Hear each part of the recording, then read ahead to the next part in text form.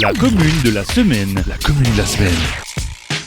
La commune de la semaine fait étape à Lambar. Je suis en compagnie de Chantal Michel. Bonjour Chantal. Bonjour Pascal. Vous avez monté en famille, on peut le dire, l'écurie de la colline vivante. Comment est née cette aventure ? Oh là là, ça remonte quand même déjà à très longtemps. C'est un peu dû à nos parents, à moi et à mes sœurs. On a rencontré les chevaux islandais en 1974. On est devenus vraiment amoureux de cette race. Et depuis 1974, on a des chevaux à la maison. Mais avec ma sœur, vraiment, on se disait non, il nous faut un endroit où on va pouvoir travailler correctement et pouvoir améliorer. Et on a toujours rêvé d'avoir une écurie avec un manège qui va nous permettre de travailler, même quand il fait moche ou quand il y a du vent, de la pluie, de pouvoir travailler au sec. Et donc, il y a à peu près une dizaine d'années, on a décidé de réaliser ce rêve de petite fille.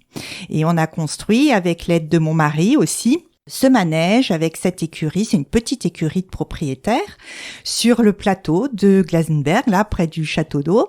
Et depuis 2012, on y organise des stages sur les week-ends.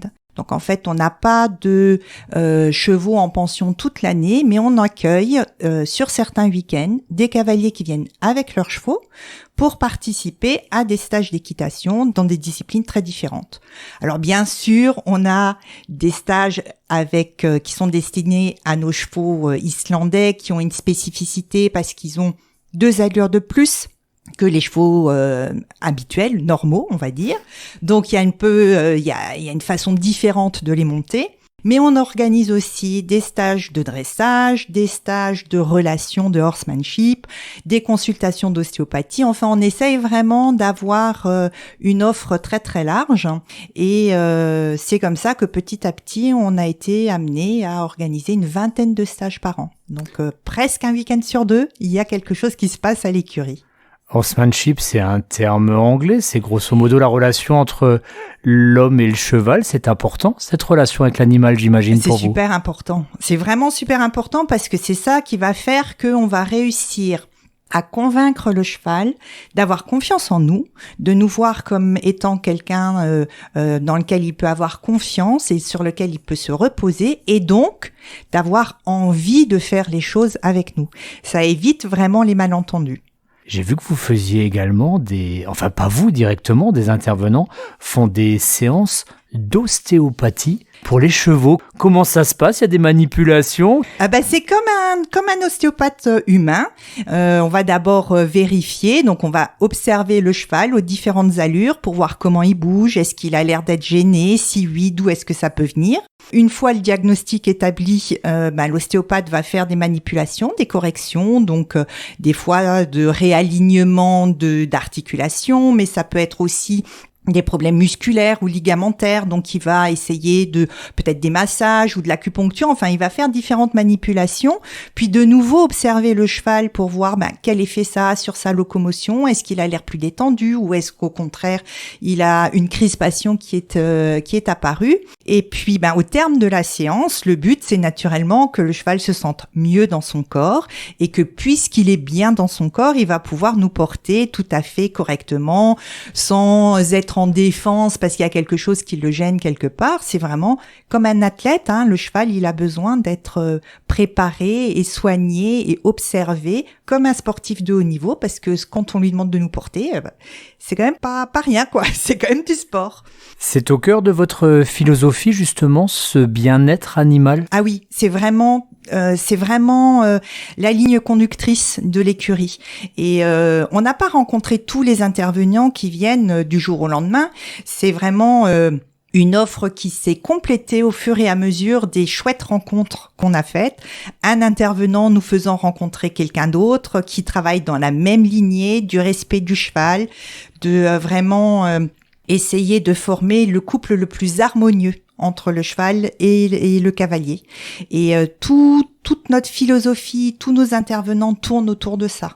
C'est vraiment ce qui nous tient le plus à cœur dans le projet de l'écurie. Le cheval doit être en harmonie avec son cavalier, mais il doit aussi être en harmonie avec son environnement. En quoi les chevaux islandais dont vous êtes tombée amoureuse avec votre sœur, vous Oui, l'avez c'est dit ça. tout à l'heure, en quoi ces chevaux se sentent-ils bien sur le plateau du Glasenberg? Ah ben je pense. Alors déjà, nous on a la chance de pouvoir les faire vivre en troupeau. Donc c'est des chevaux. Le cheval au départ, c'est un animal grégaire, c'est un animal qui est fait pour vivre en troupeau. Malheureusement, dans notre société, enfin en France, souvent ils ont une vie qui est très très éloignée de ça. Nous on a la chance de pouvoir les avoir en troupeau. Donc déjà, ça c'est quelque chose qui est très proche de leur mode de vie naturel. Et puis on a quand même des conditions atmosphériques qui sont des fois un petit peu, alors je dirais pas proche de l'Islande parce que quand même on n'a pas les mêmes températures. Mais voilà, on a quand même souvent beaucoup de vent. Quand il pleut, ça ressemble quand même un peu aux conditions qu'ils peuvent connaître. Je pense qu'ils s'y sentent bien parce que voilà, c'est pas trop éloigné des conditions de vie à l'origine, on va dire. Même si nos chevaux sont nés en France, ils gardent ça quand même dans leur gène. On peut dire que c'est un animal rustique. Ah oui, voilà. C'est un animal rustique, mais attention, faut pas confondre, hein. C'est pas parce qu'une race est dite rustique que ça veut dire qu'on doit pas s'en occuper. Souvent, les gens confondent un petit peu, ils se disent, oh, c'est rustique, il y a pas besoin de trop de regarder. Non, non. Ok, c'est rustique, on n'a pas besoin de faire beaucoup de chichi, mais il faut quand même les observer, il faut quand même en prendre soin, il faut quand même s'assurer que ils ont à boire, à manger en quantité suffisante, qu'on va vraiment pouvoir satisfaire tous leurs besoins vitaux. En parallèle de cette activité, de ce gîte équestre, il y a également des gîtes tout court. Oui, des gîtes tout court, c'est ça. Depuis 2012 aussi, nous avons, donc à l'occasion du déménagement de mes parents, on a migré dans la maison de mes parents et puis notre maison à nous, on l'a transformée en gîte de vacances. Donc on peut accueillir 12 personnes et puis là maintenant depuis à peu près 1 an et demi, on a rajouté encore un petit appartement de 80 mètres carrés où on peut accueillir aussi 6 personnes. Donc on a la possibilité d'accueillir pas mal de vacanciers et ça me fait vraiment plaisir parce que l'activité franchement fonctionne bien et je suis toujours très contente de pouvoir permettre à des vacanciers de découvrir notre joli village et surtout notre vue parce qu'on a la chance d'être les maisons sont à un endroit où on a une vue sur la vallée qui est absolument superbe. Et quel est le retour justement de ces vacanciers? Qu'est-ce qu'ils apprécient lors de leur séjour au Glasenberg? Alors, ils apprécient avant tout le calme, ça c'est sûr. Ils se disent tous que c'est vraiment un endroit idéal pour pouvoir se ressourcer, se reposer. Ils apprécient, dans la maison, ils apprécient le fait qu'elle soit grande, qu'elle soit spacieuse, qu'elle soit très très bien équipée. Ils aiment aussi beaucoup la région, le fait de pouvoir partir à pied pour faire des balades en forêt, tout le balisage des chemins fait par le club vosgien, l'efficacité de l'office du tourisme aussi qui vraiment se coupe en 4 pour apporter des solutions, des idées de visites et de choses comme ça pour nos vacanciers. Ils aiment vraiment beaucoup la région, hein. Ils sont toujours très favorablement surpris de l'accueil qu'on leur réserve et de tout ce qu'il y a à faire dans le coin, quoi. Il y a quand même plein de petites choses à visiter. Je trouve que c'est idéal pour des familles, aussi bien avec des jeunes enfants que avec des groupes où il y a que des adultes. On a beaucoup de choses à visiter dans le coin du Beacherland quand même. Et vous, qu'est-ce qui vous plaît à Lambar et au Glasenberg? Alors moi, je saurais pas dire exactement ou précisément ce qui fait que je suis tant attachée à ce village. Ce qui est sûr, c'est que tous les matins quand je me lève et que je regarde par la fenêtre de ma cuisine et que je vois cette vue superbe que j'ai depuis chez moi, tous les matins, je me dis que j'ai vraiment de la chance d'habiter là. Et je peux juste vous dire un truc que je dis souvent à mon mari, je ne sais pas pourquoi, mais j'ai vraiment l'impression d'appartenir à ce village et à l'endroit où nous vivons.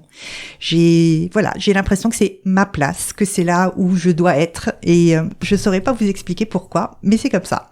Eh ben, c'est une belle place, Glasenberg, très jolie et vous l'avez très bien exprimé. La colline vivante avec Chantal Michel aujourd'hui dans la commune de la semaine. Merci beaucoup. Merci beaucoup Pascal.